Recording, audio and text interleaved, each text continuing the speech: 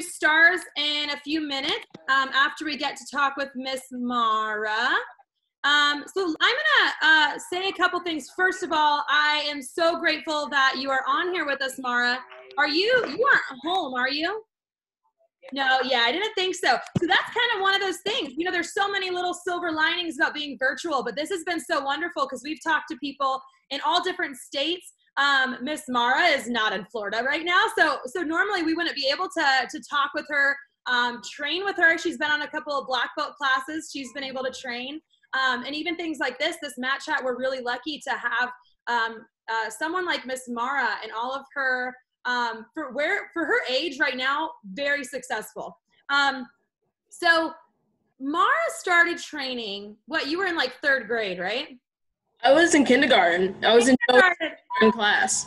So some of you guys know Mr. Joey, my little brother, and it was his birthday party. I guess in kindergarten, I was thinking 3rd grade, but his kindergarten birthday party. And Mara was one of the guests to that. And she now is a 3rd degree black belt with us, which is impressive. Who in here thinks that it's hard work to get to 3rd degree? Yeah, a lot of you guys have your goal set for black belt and know that it's hard already. So could only imagine 3rd degree. Once you get to 1st degree, it's 2 years of training, more intense training to get to 2nd degree. And then from 2nd degree, 3 years of even more intense training to get to 3rd. Okay, and she is a perfect example of discipline because every time she does come in town, she trains with us and she remembers all of her stuff. And that's part of it is because she's super smart and she learns really quickly. But another big part of that, every time I've said something to her about like, how do you remember this? Or like I'll mess up on something and she's got it. I'm like, how does this even happen? She's like, well, I practice. But that's that self-discipline. And that's why she's done so well. She did so well in high school, why she made it to 3rd degree and why she's doing so well in college. So Miss Mara graduated from Oak Leaf High School from the ACE program. What year did you graduate, Mara? 2016. 2016. And she graduated with, was it a 4.5 GPA that you had? Yes, ma'am. 4.5 GPA. So if you guys don't know, a 4.0 GPA means that you have all A's.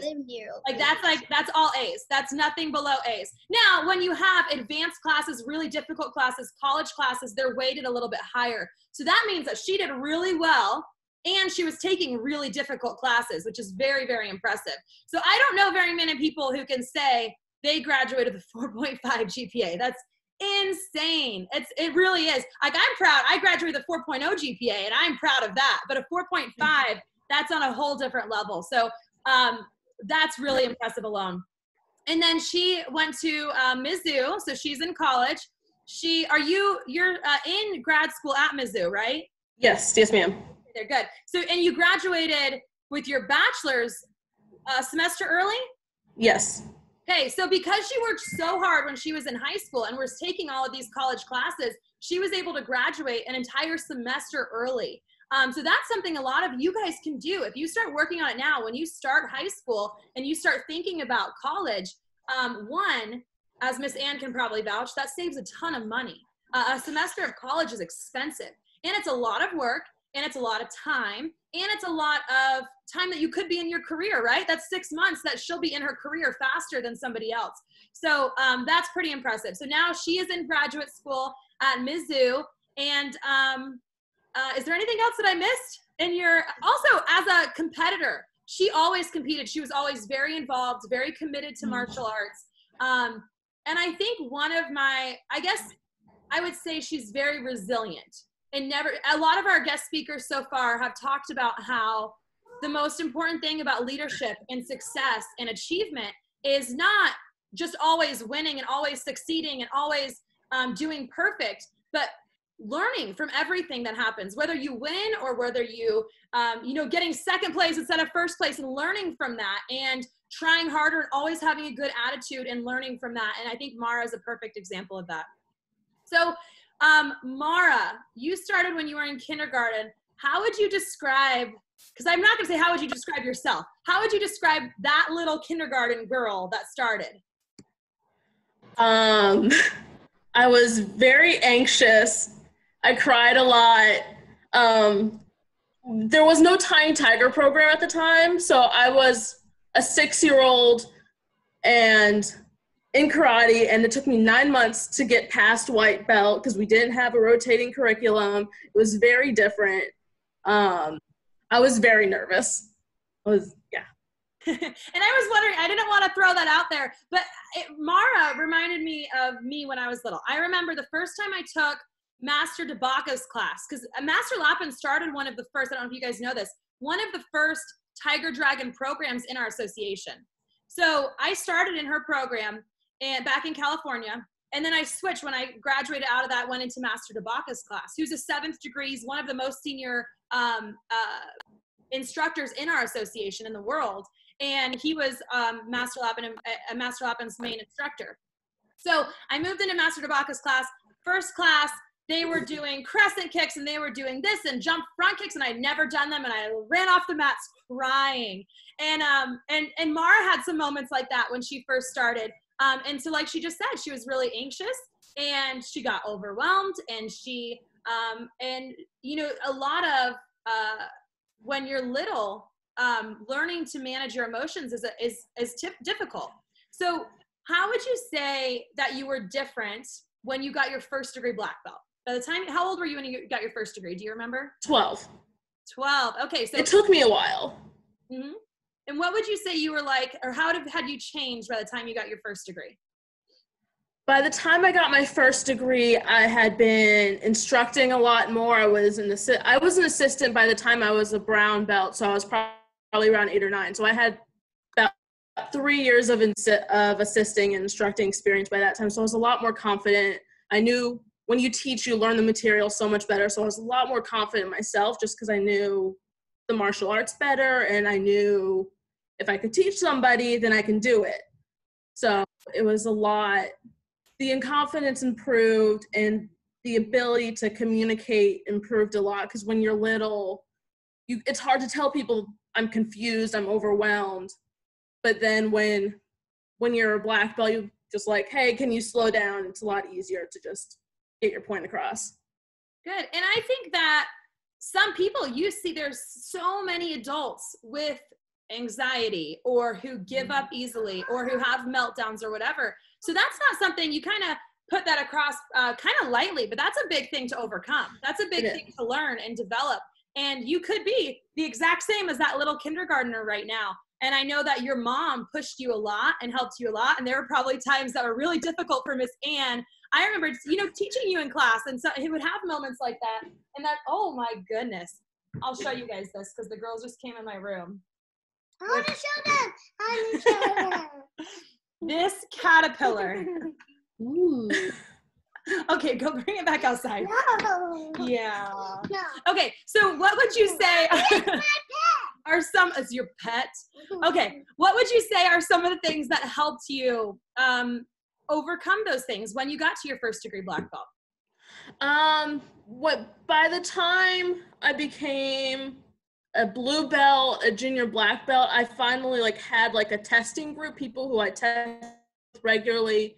We did several pre-tests together. We did, pre-tests that didn't count as tests for entire days. And so having a core group of people who I worked with every week, who I taught with, really helped. And we really depend on each other to improve ourselves. I had Joey, Rachel, Tristan, Megan. There were so many people that I was testing with all the time that we could talk to each other, and we just had a really good core group.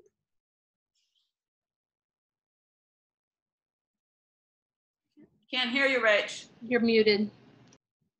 Sorry. So I was saying that's really important though. That's really big. And a lot of people have mentioned that, the community, and she had that with her brother and with her mom as well.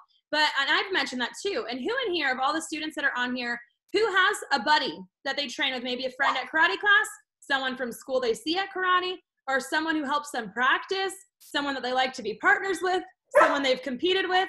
Yeah, so it's really important to have those buddies in karate.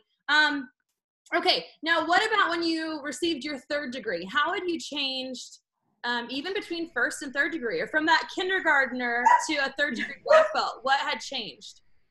Again, the confidence just increase. As a martial artist, I noticed a big difference between first and third degree. When I got my first degree, I was technically I was okay. I wasn't an amazing martial artist. I didn't look the best.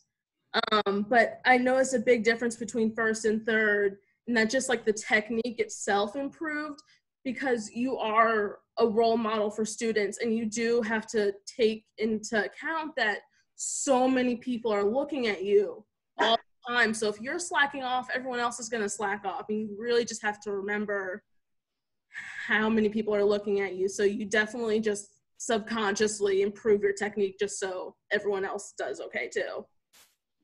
Yeah, absolutely. I think I love that you said that, because that's something we have a lot of students on here have set their goal for black belt. Who has set their goal beyond black belt? Who has set their goal for second degree, third degree, master's belt? I know quite a few of you guys. We have a lot of leadership students on here. Yeah, raise your hand, masters. Okay. So that's a really powerful thing to understand. There is a huge amount of empowerment and a lot that you learn by the time you get to your first degree black belt. There's a ton. And if everybody could just get their first degree black belt, I would be so happy. If everyone in the world, if we could get every kid to that level, we would live in such a better world. But if you look at if you look at all the people that we've talked to on here, they're all second degree black belts, third degree black belts, master's candidates, Miss Ann. So that level of success, there's a huge difference in the level of ambition and drive and discipline and focus and respect. So I really strongly urge you, if your goal is to get to your first degree and quit, you're missing out on a lot that martial arts has to offer. And it's kind of like college. One of our mentors says this a lot, that getting your black belt is like graduating high school. Like, you've arrived, you've achieved, you've learned a lot, you're at a good level to be out in the world. But when you get your AA degree, that's another step up. And then when that's like getting your second degree black belt. And then getting your bachelor's is like getting your third degree black belt. And then graduating from graduate school is like getting your master's belt. And that's when you're really an expert in something. And you could probably, would you agree with that, Mara? That you're not really, you have like a very basic understanding. It's pretty broad, it's pretty general at that AA level. Bachelor's, you start to really understand it, and third degree level, you're starting to really understand that. But then when you get to that master's level, that's when you really start to become an expert in something. Would you agree with that? Absolutely. Just going through college, you can tell just by, the way I did academically improved as I went through college, and how I could see a difference in, like, for writing, for example, you write essays in high school and you just notice a natural progression of you getting better at writing essays. And it's the same thing with martial arts. You just notice a natural progression of your technique improving just because you're doing it so often. And if you keep doing it often, your technique will just get even better. I really like that analogy too. And you think about that, like you look at Tegan right now. She just did one of her writing assignments for the week. And she was practicing, sounding out words, and she has the cute kindergartner, big handwriting and weird spacing, and it's so cute, and it's so fundamental and so basic, like our Tigers and Dragons are, where they're just learning the fundamentals and the basics. And then you look at somebody, by the time they graduate from elementary school, 6th grade, where their writing is, and they can write essays and things. So that's a really good way of looking at it. I love that. Okay, so that was a pretty long introduction, but Master Lappin, did you want to add anything to that? Oh, she just left. The only thing that I would add to that, Rachel, is I don't think we said that she graduated college with honors as well.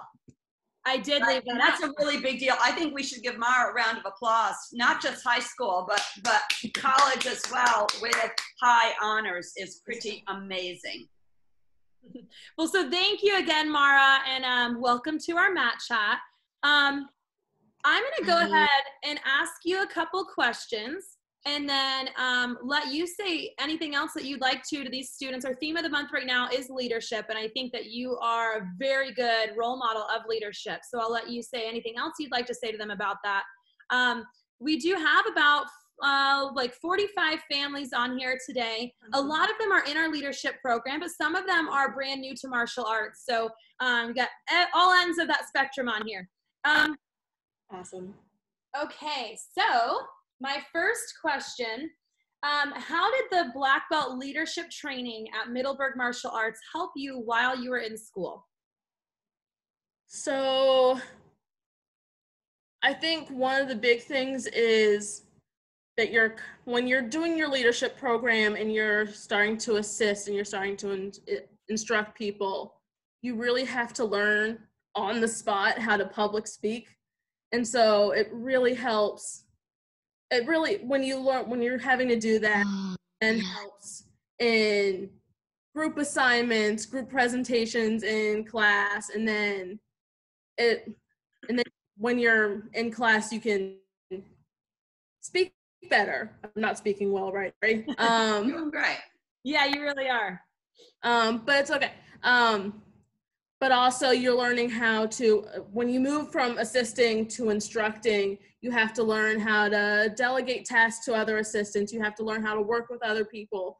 And that helps a lot when you have like a super busy high school schedule. You have extracurriculars, you have honors, AP, ACE classes. You have so many things you have to do. The course load, the workload, honestly, in high school is much more than what it is in college. Just because you're doing so many more classes and you're doing so many more extracurriculars. So it's a lot more. So you really learn how to prioritize in martial arts, because you have so many things you have to do in a 30-minute time. You have to warm them up. You have to make sure they go over their basics, do their basic motions, and get their curriculum in, and maybe even time for a game too in 30 minutes. And so that's a lot. And if you can learn to do that, you can manage a high school course load. That's a really good thing that a lot of people don't recognize, that you do learn. And I know I have parents a lot of kids, usually in like the junior high level, who are like, oh, my kid's going to be in high school next year, and I don't know if they can balance school and karate. And I'm like, oh, they can. Yep. They can absolutely do it. And if they can, and if they learn it now, it's giving them such a strong advantage when they get to college or anywhere else in life. Because in adulthood, in college, when you're on your own, you have to be able to do that on your own. You can't, if you have a parent who shelters you from, not saying it's a parent's fault, but who says, okay, no other extracurricular activities, we're only focusing on school, we can only do one thing, and kind of puts you in that mindset, they're doing a disservice to you, because they're not allowing you to succeed and fail and learn to prioritize and manage your time. And I've seen that. I've seen kids go off to college whose parents did it for them and prioritized their time and managed it, and then they get in college and they like, the first semester is horrible because they're now having to prioritize working or different courses or extracurriculars on their own. So that's a good one. Okay, how did it help you? Well, you're not graduated out of school yet, but how does it help you outside of, beyond just the academics? How has your leadership training helped you? So this last semester, I got like my first like real person job. So working on campus with HR, I'm just like a secretary basically. But anyways, when I was doing my interview, they kept asking me questions like, do you have experience prioritizing tasks, or talking to upset customers, or how would you approach a situation? And every single thing, I could give an example of a martial arts example of a time in class when I was instructing, when I was doing something that applied to this job. And when you're doing this leadership program, you have so many just diverse experiences that are going to be so relatable to when you're doing job interviews. You're going to learn how to talk well. You're going to learn how to talk to upset customers. Sometimes a kid can't get striped and their parents upset, and you have to explain to them why that is, or what they can do to get that stripe next time. You have to prioritize tasks. You have to know basic first aid, and you have to be able to just do so many things at one time, and you go through so many experiences that you can relate it to any job. The only thing I didn't have a relation to was like a computer question, and that's just because I'm on the mat. I don't use computers on the mat. But yeah, we do now.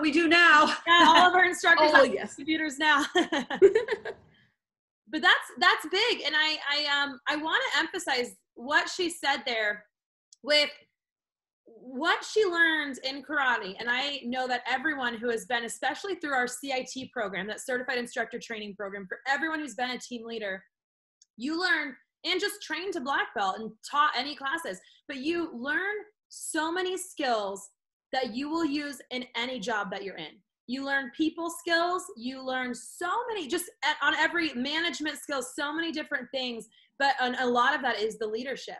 But using that will literally translate anywhere. I know we have people on here who want to be, Miss Stella, I think, wants to be a doctor. Tegan wants to be a veterinarian. We have someone who wants to be a scientist. We have some, kids and young adults and teenagers who want to do all of these different things in all different fields. And what you're learning on your way to black belt and on your way to becoming an instructor is going to help you in any of those fields. Okay. All right. My next question, and I think this has probably been the hardest for everyone so far. What would you say is the most important thing that you've benefited from your leadership training at Middleburg Martial Arts? So I know we say all the time that karate teaches you life skills, which is super true. I didn't realize that I would be doing those life skills without even thinking about it. It becomes just such like a natural thing. Like goal setting has just become such a natural thing. It's as simple as asking yourself, what do I want from this experience? When I started college, I asked myself, what do I want when I graduate? And I said, I want to graduate a semester early. I want to graduate with Latin honors, and I wanted to graduate with the degree I had chosen at the beginning. And I did all those things. I had to set a plan. Like if I want to graduate early, what I have to do, I had to take a few extra hours every semester. I couldn't just take 12. I had 16 every semester. And so you just learn the skills that you're taught just become so inherent and so natural. You learn how to prioritize. You learn how to talk to people. You learn just how to live your life in a very successful martial arts way, and you don't even realize you're doing it. Like Strider, for example, learned the seven habits. The 7 habits. Yeah, the book that we're about to teach. Before he was even eligible to go to gold meetings, just because he sat around listening, playing his DS. Like you just absorb everything, and you don't even realize you're utilizing it. So that was a big way. That's true. Yeah, we say a lot that martial arts becomes a part of who you are. And I know I could go into so many different ways of how I've brought martial arts with me in every part of my life. And it's been a backbone for me. It's been such a big piece of something that is always a part of who I am. But it becomes who you are. It becomes part of your habits, your personality, your ambitions, your skill set. And you use that without realizing it. And you guys, all of our students on here are doing that. You guys have already, we have the first character building sheet where you're consciously thinking about how I'm going to listen the first time, how I'm going to say, yes, ma'am, yes, sir, how I'm going to, follow the rules. And then that becomes natural. And for you guys that are green belt, you guys are all doing that without needing to be reminded or needing to have a character building sheet. And so you move on to the next character building sheets. But constantly, all of those things start to become a core part of who you are. And those are very good things to have in your core. All right, my next question. So like I said, we have a lot of students on here who are in our leadership program, but we do have some who maybe have not made the commitment to black belt yet, aren't sure if this is what they want to do. What would you say to a student or a parent that is considering making that commitment to black belt leadership training? Besides the things I've already said, that the skills become inherent, speakers and everything, I think one of the best things for me being a black belt was I knew and met so many people I normally wouldn't have. When you're in high school, when you're in school, college, whatever, you have your little social groups and you don't really expand outside of it. And so when you're in martial arts, you have everybody. You have nerds and band geeks and jocks and preps and all of it together, and we get along and we're great friends. So it's just a really good way to get to know people, to learn how to empathize, to learn how to see things from other people's perspectives. And I thought that was just like a wonderful way to socialize, and you just positively influence each other. We all had good grades, and if people were struggling, we would help them. People would tutor each other. People would encourage each other to do well. And it's just you have like grades, or people try to do the forms better, and they compete in tournaments together, and they just support each other, and it's just wonderful. Yeah. One thing I said to Leah, and it's so true with this, is there aren't many places where you build a relationship where you can kick each other in the face and hug each other afterwards. And you have that in common with all those different people. Okay. Master Lappin, is there anything that you want to ask Miss Mara? Nope, just how are you, Mara? I'm doing good. I'm working from home and I'm doing schoolwork. My schoolwork's already online, so it wasn't a big change for me. Oh, so that's cool. But your work is now at home though, huh? Yes. Good. Well, I hope to see you on one of our classes. Yes, ma'am. Yeah, we've got some cool stuff coming up too, so your mom can fill you in on it all. She will. I know. And I'll ask you, Miss Ann, if you want to add anything to that. I know we talked a lot about how she grew from little kindergartner to such a successful leader and role model. Is there anything that you want to add to what she said or what we said? Just to emphasize that the first thing I noticed was her confidence changing, even though it was a very long process. She didn't stop crying after a couple weeks in karate. You know, I mean, all the way through blue belt, she'd have her moments, and it was more like she was hard on herself. So it came from a good place, but she has so learned to control her emotions better than I have. I mean, my emotions are right here. I wear them on my sleeve and I try not to, but it happens. And she's progressed past me with that. Not that we don't show emotion, but she's learned when she should and when she shouldn't. Just her maturity level, it is amazing. And I see the same in Strider too. Yeah, I've seen, massive improvements in Strider in very similar ways.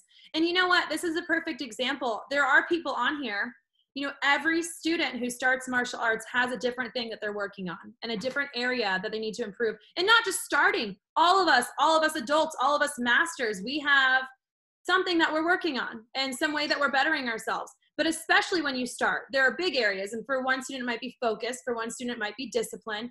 And then you have the students who are good kids, not that the other ones are bad kids, but you have the students whose parents come in and they're like, oh, they're really good. They don't really have anything to work on. And then you start really talking to them and working with them. And you're like, you know, and they say, well, you know what? They get really angry and they hit their wall or they throw stuff or they yell or they have meltdowns when they're not perfect or whatever. Everyone has something that they're working on and everyone is different. And so I appreciate you kind of opening up about that a little bit too. And it's nice for all the students on here to get to see all of these different successful individuals that all did have something different to work on. Okay, so Miss Mara, if you're okay with it, can I open it up for some students to ask some questions? Absolutely, I'd love to answer some. Okay, who has a question for Miss Mara? Caleb. How long did you train in Middleburg martial arts? So I still train when I come home. I've been there about 16 years. So Whoa. then some of you have been alive. So yes. All right. Oop, there you go. Mr. Paul. Can you hear me? Yes, sir. I didn't have a question for her. I just want to tell her that, you know, I appreciate all speaking. The one she resonates the most with my kids. One, they know her, they met her. And two, you know, some of the others seem like they were either adults before they started or, you know, that whole kind of thing. So it's good to hear, and don't take this the wrong way, Mara. It's good to hear that when my kid runs off the mat crying or they're not perfect, that there's, you know, hope for them at the end of the tunnel, and I don't need to strangle them just yet.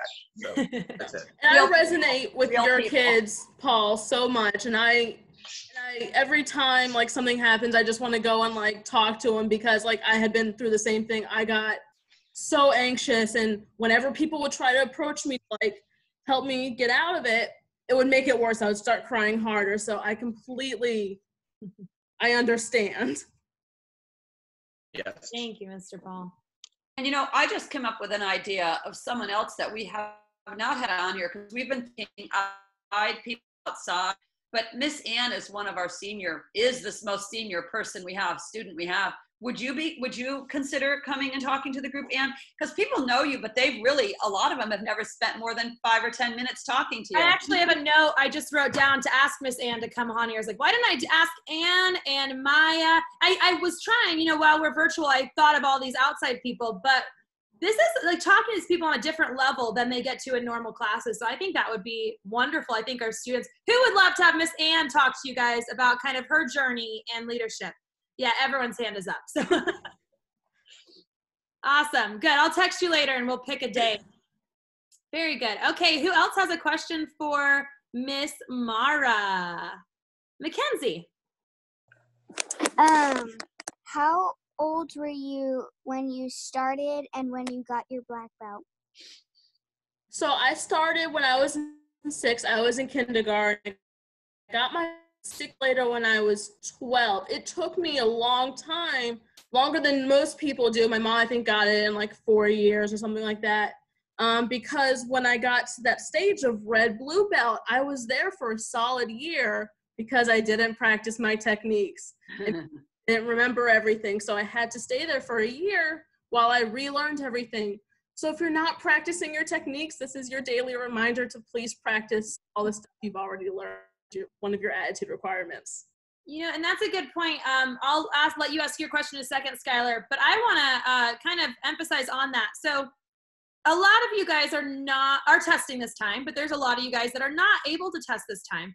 Just like every time, I think one thing that I'm struggling with is that we haven't been able to see you, to sit down with you and talk with you and say, hey, you're not testing this time because this is what's going on, and have a little pep talk about why that's perfectly fine not to test. Obviously, Miss Mara did not test every single time. I did not test every single time. I took even longer than Mara did. I started when I was 4 and I got my black belt when I was 12.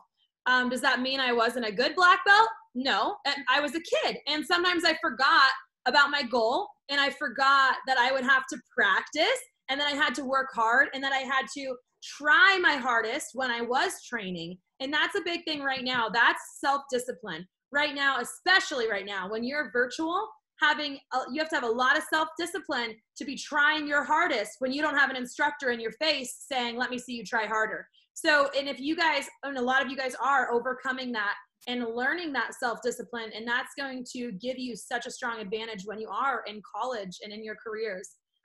So Miss Skylar, what was your question? Do you remember it? Thank you. How old is she now? I'm 22. Can you imagine being 22 and being in graduate school? Pretty amazing. Already graduated from college. Well, my dad's 26. So she's even younger than your dad and she's in graduate school. Okay, Mara, what are you studying? I'm in library and information sciences. Basically, I'm studying to become a librarian or to work in a library, a museum, an art gallery, archive works. I really want to work in a big museum. That's like the big dream. But I'd love to work in a library, and I just love the whole idea of the institution of helping people learn and helping people discover new things. I love that. Awesome. Okay. Any last questions for Miss Mara? Master Lab, and I did just mute you, so you can unmute yourself if you want, but there was some background noise. Miss Kathy. I just wanted to say that both my parents were librarians, and one ended up working in a school library, but she had worked at the university library, and my father was a librarian at West Point and then was the librarian at the Naval War College. And so they had very kind of diverse careers, but they both enjoyed working in libraries a whole lot. So, and growing up, I spent an awful lot of time in libraries. I could catalog books in both the Dewey Decimal System and the government, the congressional system, whatever it's called now. So I chose something where I would never have to spend time in a library. And so I went a completely different route and went into mathematics, only to discover later that there were whole libraries devoted to mathematics, and I ended up spending time in there. So if you ever want to talk to someone with some experience at the libraries, Mara, there you go, Miss. Yeah. Awesome. My dad loves talking libraries to other librarians. He still goes to the American Library Association every chance he gets. So if you ever want to talk to someone who has been around libraries, let me know. Okay. All right. Any other questions for Miss Mara? Okay. Well, Mara, is there anything else that you want to say? We've talked a lot about your journey and basically how you are a leader and a role model. And is there anything with our theme of the month being leadership that you want to say to the students about leadership? Being a good leader is also being able to be a good follower. You need to know how to take direction. Not everyone can be a leader at the same time, so you have to take turns and you have to learn when to take charge and when someone else should. And also, I know this time can be like really hard on everyone mentally. Mental health is going down. I'm someone with anxiety and I have depression, and so I found that martial arts is a great coping mechanism. It's class itself for me is like a form of active meditation. Doing your forms over and over, practicing is a really good way just to like practice mindfulness. And if you have questions about mindfulness, you should ask Miss Ann because she wrote an entire paper on it for her master's thesis. But yeah, keep practicing, keep learning, because once you're confident in your stuff, then you'll become a really good leader and you'll be more sure of yourself when you're teaching. Yeah. Thank you. Thank you. Well, let's all go ahead and unmute ourselves and say, "Kamapsumnida." Thank you to Miss Mara. Kamapsumnida, Mara. Thank you so much. Thank you for having me. Oh, I.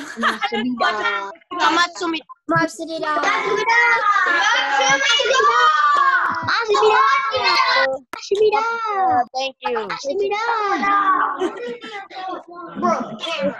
I am told.